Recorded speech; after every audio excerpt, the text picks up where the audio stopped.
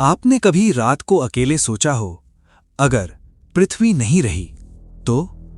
कोई महाद्वीप नहीं, कोई समुद्र नहीं, कोई आसमान नहीं, वो हवा जो आप अभी सांस ले रहे हैं वो नहीं, वो जमीन जो आपके पैरों के नीचे है वो नहीं, आपका घर, आपका शहर, आपके लोग, सब खत्म। और आप कहां जाएंगे? क्या जाने की कोई जगह है? क्या इंसान के पास कोई प्लान है, या हम सिर्फ ये मानकर बैठे हैं कि पृथ्वी हमेशा रहेगी? आज के बाद आप इसे कभी नहीं मान पाएंगे, क्योंकि जो आप अगले कुछ मिनटों में जानेंगे वो सच है, वेरीफाइड है और बेहद जरूरी है। पहले ये जानना जरूरी है, पृथ्वी को खतरा असल में है भी, या ये सिर्फ साइंस फिक्शन है? जवाब सुनकर आप थोड़ा असहज हो सकते हैं। 66 मिलियन साल पहले एक एस्टेरॉयड आया, लगभग 10 किलोमीटर चौड़ा। उसने पृथ्वी से टकराकर इतनी धूल उड़ाई कि सूरज की रोशनी महीनों तक जमीन तक नहीं पहुंची। पौधे मर गए, जानवर मर गए, और डायनासोर्स, जो 16 करोड़ साल से इस पृथ्वी के राजा थे, वो हमेशा के लिए खत्म हो गए, सिर्फ एक पत्थर से। और वैज्ञानिक क्या कहते हैं? B12 फाउंडेशन, जो एस्टेरॉयड रिसर्च पर काम करती है, ने 2018 में कहा था, ये 100% तय है कि पृथ्वी पर किसी बड़े एस्टेरॉयड का इम्पैक्ट होगा। सवाल सिर्फ ये है, कब? 100%। ये कोई अंदाजा नहीं था, ये साइंटिस्ट्स का कहना था। लेकिन एस्टेरॉयड अकेला खतरा नहीं है।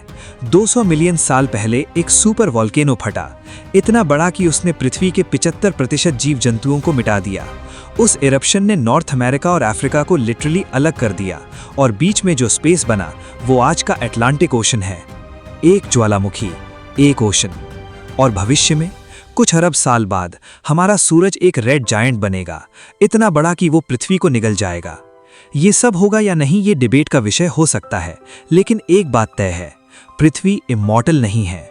तो फिर सवाल यही है, अगर वो दिन आए तो इंसान कहाँ जाएगा? जवाब ढूंढने के लिए पहले ये समझना होगा कि इंसान के पास ऑप्शंस क्या हैं। और जब आप वो ऑप्शंस सुनेंगे तो शायद आपको ये भी पता चलेगा कि एक ऑप्शन पर काम पहले से शुरू हो चुका है। सबसे पहला और सबसे ऑब्वियस जवाब है चांद। 3,84,000 किलोमीटर दूर, हमारा सबसे करीबी पड़ोसी। इंसान वहां जा भी चुका है। 1969 में नील आर्मस्ट्रॉन्ग ने उस धूल भरी जमीन पर पहला कदम रखा था।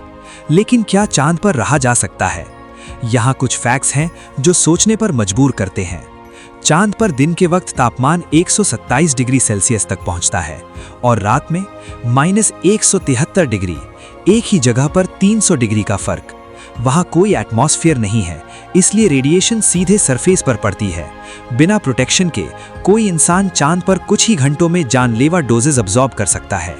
पानी, लंबे समय तक ये माना जाता था कि चांद पूरी तरह सूखा है, लेकिन नासा ने पाया है कि चांद के साउथ पोल के क्रेटर्स में, जहां सूरज की रोशनी कभी नहीं पहुंचती, पानी की बर्फ मौजूद है। और यही वजह है कि नासा का आर्टेमिस प्रोग्राम चांद के साउथ पोल को टारगेट कर रहा है। आर्टेमिस 2 मिशन अप्रैल 2026 में सफलतापूर्वक लॉन्च हुआ। 4 एस्ट्रोनॉट्स ने मून के चारों तरफ का सफर किया, और नासा का प्लान है कि 2028 तक चांद पर इंसान को उतारा जाए और धीरे धीरे एक परमानेंट बेस बनाई जाए। लेकिन यहाँ एक सवाल है जो शायद आपने नहीं सोचा। अगर पृथ्वी पर कोई बड़ी तबाही आए तो चांद पर कितने लोग सरवाइव कर सकते हैं? क्या वहाँ इतना रिसोर्स है कि लाखों करोड़ों इंसान रह सकें? जवाब है शायद नहीं। चांद एक स्टेपिंग स्टोन है, एक टेम्पररी शेल्टर, एक टेस्ट ग्राउंड। असली घर ढूंढने के लिए थोड़ा और दूर जाना होगा। मंगल, चांद से भी दूर, लेकिन वैज्ञानिकों की नजर में सबसे रियलिस्टिक दूसरा घर। क्यों? क्योंकि मंगल पर दिन लगभग 24 घंटे 37 मिनट का है, पृथ्वी के दिन जैसा। ग्रेविटी पृथ्वी की 38% है, कम है, लेकिन इंसान एडजस्ट कर सकता है। वहां CO2 का वायुमंडल है, पतला लेकिन है। और सबसे जरूरी, वहां पानी है, बर्फ के रूप में, जमीन के नीचे। 2016 में नासा ने पुष्टि की कि मंगल के मध्य अक्षांशों में विशाल बर्फ के भंडार हैं, इतने बड़े कि पिघलाने पर पूरे मंगल को 1.5 मीटर गहरे पानी से भरा जा सके। इसका मतलब पानी, ऑक्सीजन और फ्यूल तीनों मंगल पर ही बनाए जा सकते हैं। और ये सिर्फ थ्योरी नहीं है, 20 अप्रैल 2021 को नासा के परसिवियरेंस रोवर पर एक छोटे से टोस्टर जितने उपकरण ने पहली बार किसी दूसरे ग्रह पर ऑक्सीजन बनाई। उसका नाम था मॉक्सी।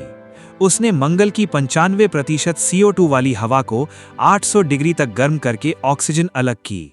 1 घंटे में 5.4 ग्राम, एक इंसान के 10 मिनट की सांस। अपने पूरे मिशन में मॉक्सी ने 16 बार ये कारनामा किया, हर बार सफल। ये एक महत्वपूर्ण टेक्नोलॉजी डेमोन्स्ट्रेशन था जिसने साबित किया कि कॉन्सेप्ट काम कर सकता है।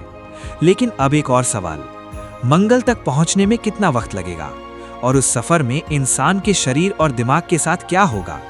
ये जानना उतना ही जरूरी है जितना कि मंगल पर क्या मिलेगा। मौजूदा रॉकेट टेक्नोलॉजी से मंगल पहुंचने में 7 से 9 महीने लगते हैं। 7 महीने अंतरिक्ष में एक छोटे से कैप्सूल में, बाहर सिर्फ अंधेरा, पृथ्वी एक छोटे नीले बिंदु में सिमट जाएगी। कम्युनिकेशन में 4 से 20 मिनट की डिले, यानी आप कुछ पूछें और जवाब आने में आधा घंटा लगे। इस दौरान माइक्रोग्रेविटी में हड्डियां कमजोर होती हैं, मसल्स कम होती हैं। ISS पर कई एस्ट्रोनॉट्स ने लंबे समय बाद आंखों की समस्याएं रिपोर्ट की हैं। और रेडिएशन, वो तो और भी डरावनी है। वैज्ञानिक अनुमानों के मुताबिक मंगल की राउंड ट्रिप में कम से कम 0.66 सीवर्ट रेडिएशन का एक्सपोजर हो सकता है। हालांकि एक्चुअल एक्सपोजर मिशन की अवधि, शील्डिंग और सोलर एक्टिविटी पर निर्भर करेगा। ये कैंसर रिस्क को सिग्निफिकेंटली बढ़ाता है। और मनोवैज्ञानिक असर, नासा ने अंटार्कटिका जैसी आइसोलेटेड जगहों पर इस तरह के एक्सपेरिमेंट्स किए हैं। नतीजे थे थकान, चिड़चिड़ापन और कभी-कभी तीव्र मानसिक टूटन। पर मान लीजिए इंसान ये सब झेल लेता है, रॉकेट मंगल पर उतरता है और तब असली चुनौती शुरू होती है। क्योंकि मंगल की जमीन पर कदम रखते ही बिना स्पेस सूट के एक इंसान कुछ ही सेकंड में बेहोश हो जाएगा। वहां का वायुमंडल इतना पतला है, इतना जहरीला है कि इंसान का शरीर उसे झेल नहीं सकता। तो फिर वो कहाँ रहेगा, क्या खाएगा, जिंदगी कैसे चलेगी? ये सवाल आज के सबसे बड़े स्पेस इंजीनियर्स रात रात जागकर हल करने की कोशिश कर रहे हैं। मंगल पर हर चीज पृथ्वी से भेजना खगोलीय खर्च है, इसीलिए प्लान है वहां जो रिसोर्सेज हैं उन्हीं से काम चलाना।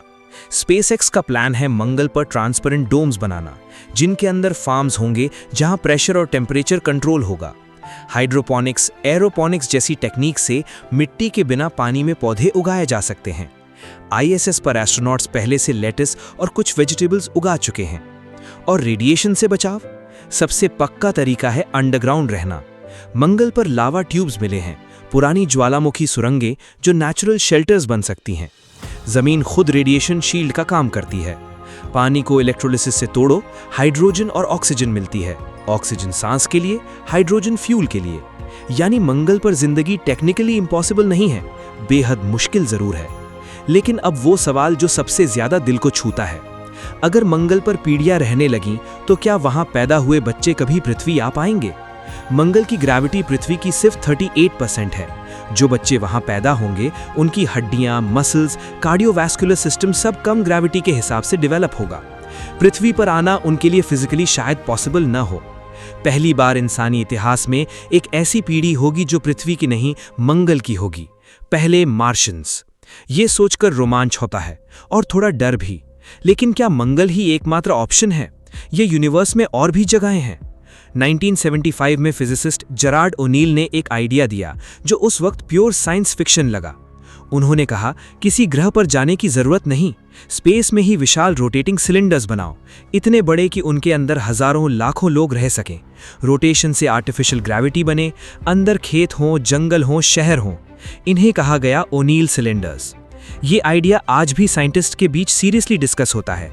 जेफ बेजोस, अमेज़न के फाउंडर और ब्लू ओरिजिन स्पेस कंपनी के मालिक, इस कॉन्सेप्ट के बड़े सपोर्टर हैं। उनका कहना है कि फ्यूचर में इंसान स्पेस में ऐसे रोटेटिंग हैबिटेट्स में रहेगा। और ISS, इंटरनेशनल स्पेस स्टेशन, ये साबित कर चुका है कि इंसान स्पेस में लंबे समय तक रह सकता है। 1971 से लेकर आज तक लगातार किसी न किसी इंसान ने स्पेस में वक्त बिताया है। पर ISS बेहद छोटा है, अभी वहाँ 6-7 लोग रहते हैं। एक पूरी सिविलाइजेशन के लिए वो अभी भी कल्पना है। लेकिन अगर हम सौर मंडल से बाहर देखें, क्या यूनिवर्स में और कोई पृथ्वी है? क्या कहीं और एक नीला, हरा, जिंदगी से भरा ग्रह हमारा इंतजार कर रहा है? ये सवाल शायद सबसे बड़ा है और इसका जवाब उम्मीद से भी ज्यादा एक्साइटिंग है। अब तक नासा ने 5500 से ज़्यादा एक्सोप्लैनेट्स कंफर्म किए हैं, यानी दूसरे सितारों के चारों तरफ घूमते ग्रह। हमारी मिल्की वे गैलेक्सी में अकेले अरबों ऐसे ग्रह हो सकते हैं और उनमें से कुछ गोल्डीलॉक्स जोन में है। वो जोन जहां टेम्परेचर ना बहुत ज़्यादा है ना बहुत कम, जहां लिक्विड वाटर एग्जिस्ट कर सकता है, जहां जीवन की संभावना है। प्रॉक्सिमा सेंटोरी बी, हमारे सबसे करीबी स्टार प्रॉक्सिमा सेंटोरी का एक ग्रह गोल्डीलॉक्स जोन में है। ये सिर्फ 4.2 लाइट ईयर्स दूर है। 4.2 लाइट ईयर्स सुनने में कम लग सकता है, लेकिन आज की सबसे तेज स्पेसक्राफ्ट से वहां पहुंचने में हजारों साल लगेंगे। हजारों साल। तो क्या एक्सोप्लैनेट्स कभी इंसान का घर बन सकते हैं? कुछ विजनरी साइंटिस्ट्स और रिसर्चर्स कहते हैं हाँ, लेकिन जनरेशंस बाद, सदियों बाद। शायद एक जनरेशन शिप, एक विशाल स्पेसक्राफ्ट जिसमें पूरी पीढ़ियां जन्म ले और मरे सफ़र करते करते। जब तक डेस्टिनेशन पर पहुंचे तब तक वो लोग होंगे जिनके परदादाओं ने जर्नी शुरू की थी। क्या इंसान ऐसा कर सकता है? क्या इंसान को ऐसा करना चाहिए? ये सवाल अभी तक अनआंसर्ड है, लेकिन यहाँ एक ट्विस्ट है जो पूरी स्टोरी को और गहरा बनाता है। NASA, SpaceX, blue origin, ESA, ISRO, CNSA, दुनिया की तमाम स्पेस एजेंसीज और कंपनीज आज किसी न किसी फॉर्म में इसी एक सवाल पर काम कर रही हैं। स्पेसएक्स 2026 में मंगल पर पहले अनमैन्ड मिशंस भेजने की कोशिश में है, हालांकि टाइमलाइंस बदलती रहती हैं। नासा का प्लान है 2030 या 2040 के दशक में इंसान को मंगल पर भेजना, और आर्टेमिस प्रोग्राम चांद पर एक परमानेंट प्रेजेंस बनाने की दिशा में आगे बढ़ रहा है। लेकिन इंडिपेंडेंट एक्सपर्ट्स कहते हैं रियलिस्टिक रहना जरूरी है। अभी ऑर्बिटल रिफ्यूलिंग फुली डेमोन्स्ट्रेटेड नहीं हुई, long term radiation protection completely solve नहीं है, क्लोज लूप लाइफ सपोर्ट जो डेकेड्स तक रिलायबल हो अभी डेवलपमेंट में है। और एक और सवाल, अगर तबाही आए तो कितने लोगों को बचाया जा सकता है? सच ये है कि अगर आज पृथ्वी पर कोई कैटास्ट्रोफिक इवेंट आए तो हम तैयार नहीं हैं, हम बचा नहीं पाएंगे। इसीलिए स्टीफन हॉकिंग ने अपनी आखिरी किताब में कहा था कि अगली 1-2 सदियों में इंसान को मल्टी प्लैनेटरी बनना होगा, नहीं तो हमारे सर्वाइव करने के चांसेस बहुत कम हैं। ये डर था, लेकिन एक होप भी, क्योंकि हॉकिंग का ये कहना था कि हमारे पास वक्त है अभी। लेकिन क्या हम वो वक्त सही तरह से इस्तेमाल कर रहे हैं? यहाँ एक ऑनेस्ट पर्सपेक्टिव जरूरी है। कुछ साइंटिस्ट्स और थिंकर्स कहते हैं अगर हमारे पास इतनी टेक्नोलॉजी है कि हम मंगल पर रह सकें, तो वही एनर्जी पृथ्वी की प्रॉब्लम्स को सॉल्व करने में क्यों नहीं लगाएं? Climate change, pollution, nuclear war, ये सब इंसान ने खुद बनाई हैं। क्या हम इन्हें ठीक नहीं कर सकते? ये एक वैलिड और जरूरी सवाल है। जवाब शायद दोनों में है। पृथ्वी को बचाना जरूरी है और एक बैकअप प्लान भी, क्योंकि कुछ खतरे जैसे एस्टेरॉयड इंपैक्ट या सूरज का अंत वो इंसान की गलती नहीं है, और उनसे बचने का एकमात्र रास्ता है किसी और ग्रह पर होना। जैसा कार्ल सेगन ने कहा था, हम एक शूटिंग गैलरी के बीच में रहते हैं। हजारों एस्टेरॉयड्स हमारे रास्ते में हैं जिन्हें हमने अभी डिस्कवर भी नहीं किया। इसीलिए कम से कम 2 ग्रह वाली स्पीशीज बनो। 2 ग्रह वाली स्पीशीज, ये सिर्फ एम्बिशन नहीं है, ये इंश्योरेंस है। तो अगर पृथ्वी नष्ट हो जाए तो इंसान कहां जाएगा? चांद? हाँ, एक स्टेपिंग स्टोन की तरह। मंगल? शायद सबसे रियलिस्टिक ऑप्शन। Space stations? एक दिन अगर टेक्नोलॉजी वहां तक पहुंचे। दूसरे सितारों के ग्रह? सदियों बाद शायद। लेकिन सबसे सच्चा जवाब यह है, अभी कहीं नहीं। हम तैयार नहीं हैं, और यही वो सच है जो हमें आज एक्शन लेने पर मजबूर करता है। 66 मिलियन साल पहले डायनासोर्स के पास कोई स्पेस प्रोग्राम नहीं था। उन्हें कोई वार्निंग नहीं मिली, कोई चांस नहीं मिला। हमें मिल रहा है। हमें पता है खतरा है, हमें पता है ऑप्शंस हैं, और हमारे पास टेक्नोलॉजी है जो हर दशक बेहतर होती जा रही है। 2021 में मंगल पर पहली बार ऑक्सीजन बनी। इंजेन्युटी हेलीकॉप्टर ने किसी दूसरे ग्रह पर पहली बार उड़ान भरी। आर्टेमिस 2 ने 2026 में इंसानों को चांद के करीब पहुंचाया। जेम्स वेब टेलीस्कोप हमें अरबों लाइट ईयर्स दूर देखने की ताकत दे रहा है। ये सब छोटे कदम हैं, लेकिन ये कदम उठाए जा रहे हैं।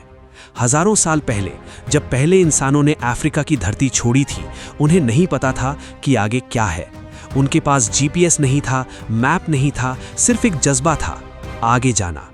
वही जज्बा आज स्पेसएक्स के लॉन्च पैड पर जलती हुई आग में है, नासा के इक्वेशंस में है, उन इंजीनियर्स के दिलों में है जो रातों को जागकर इस सवाल का जवाब ढूंढ रहे हैं।